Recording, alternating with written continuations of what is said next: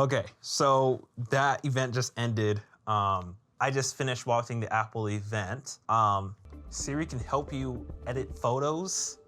Isolates the voice of the person on camera, so you don't. It's the best iPhone battery life ever.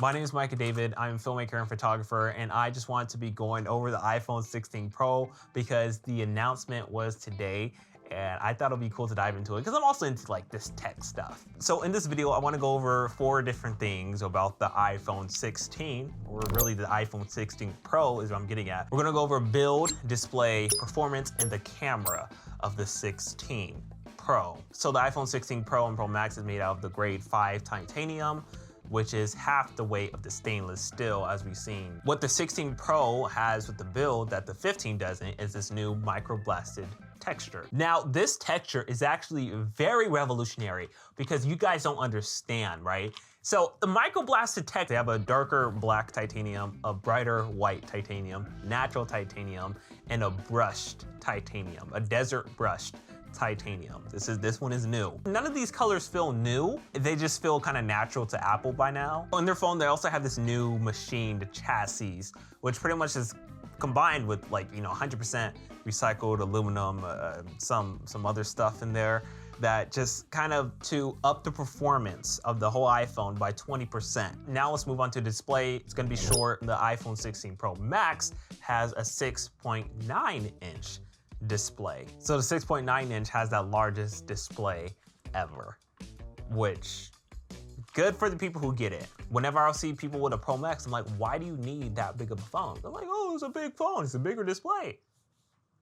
Why do you need it? You can barely fit it in your hands. Yeah, bigger display, but still, if it can't fit in my hand, I don't really want it. Okay, now let's move on to the performance of the iPhone. The A17 Pro, which was in the iPhone 15 Pro, that one had the first generation 3 nanometer architecture and everything that really helped the iPhone's chipset and everything. And so now we have the second generation in the iPhone 16 Pro. Expected, nice to see them keep it going. So at a certain point, it's gonna be like, oh, which iPhone should I get?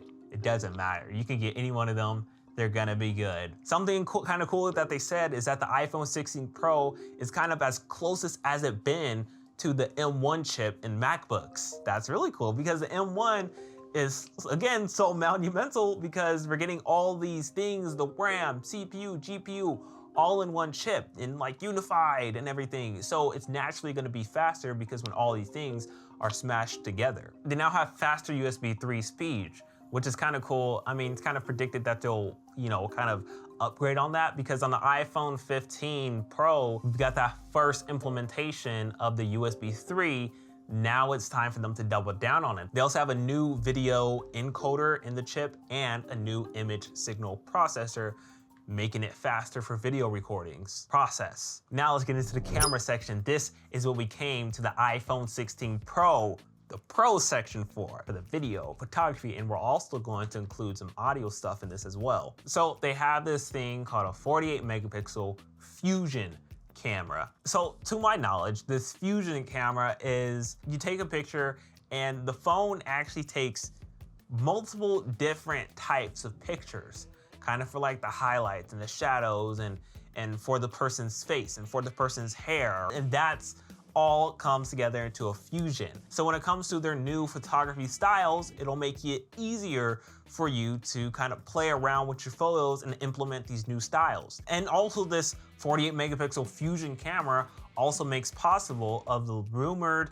4K 120 FPS. So we get these faster transfer speeds between like the sensor of the camera to the chip of the iPhone because of their second generation quad pixel sensor, which essentially, again, means like faster shutter. Now they also have a 48 megapixel ultra wide camera, which I don't think they had a 48 megapixel ultra wide camera before. I think they had like 24 or something like that. But yes, they have a 48 megapixel ultra wide camera. The 5x zoom telephoto lens on the camera is still in 12 megapixels. One of the things I just want to point out is that we're getting a new button on the iPhone 16.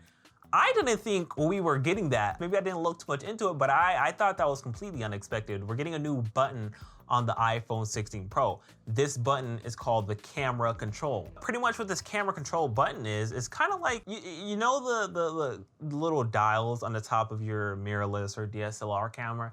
It's kind of those dials into one on your phone as like a sensor type. Go back and forward on this camera control button and you're able to edit settings like the aperture, the zoom, and all these different things. You can click the button, you can change what setting you want to adjust, click it again, and nevertheless, you can also press the button to actively, instantly go to the camera. And then if you click it again, it'll take a picture. It also can identify a lightly touch and like a real touch. So that also kind of works as a shutter button. You don't have to use the action button to activate your camera anymore. That just kind of encourages you to like use the action button for something else other than the camera. Because once we got that button, they're like, oh, you can customize this. The only other things that people were kind of thinking, I feel, or the only things I always think of using it for is like flashlight, silent mode, or camera. Now they're taking away that camera option. They're saying, go use it for some other things. So that tetra prism design that they had in the 15 Pro Max, that's now coming into the iPhone 16 Pro and the Pro Max. So now we're gonna dive into the video side of the iPhone 16 Pro. Of course, like I said, we get 4K 120. We're getting better transfer speeds. Now we can adjust the frames per second in post. So if you shot it in 120 FPS, you can bring it down to 60 or 30 or 24. This is also an iPhone's Photos app. So they're bringing more of these Pro editing features directly into their phone. They're really trying to roll everything all into one phone because this is also the same phone that could do console level gaming, you know? So it's really cool that they are upgrading the Photos app and the editing process. So now we can do more in the iPhone on the go because Premiere Rush, I'm not sure how that's doing for most people, but CapCut, I think, is kind of running the show now on mobile. Now, they also had an audio section. So now they have 4 studio quality mics. They kind of got 2 at the top and they have 2 at the bottom. Those ones are parallel at the bottom. They have an audio mix feature or a studio mix feature. Once you record a video, you're on set or something, you're recording some video, you can edit that video. You can edit the audio in that video.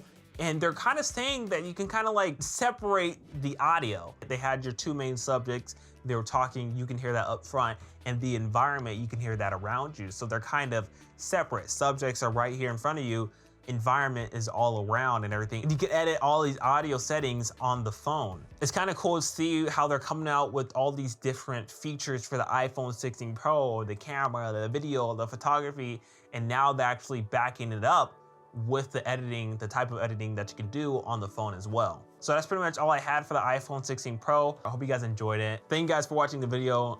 Make sure you like, subscribe, and comment. Also check out my other videos. I'm sure we can get along very well. Yeah, anyway, bye.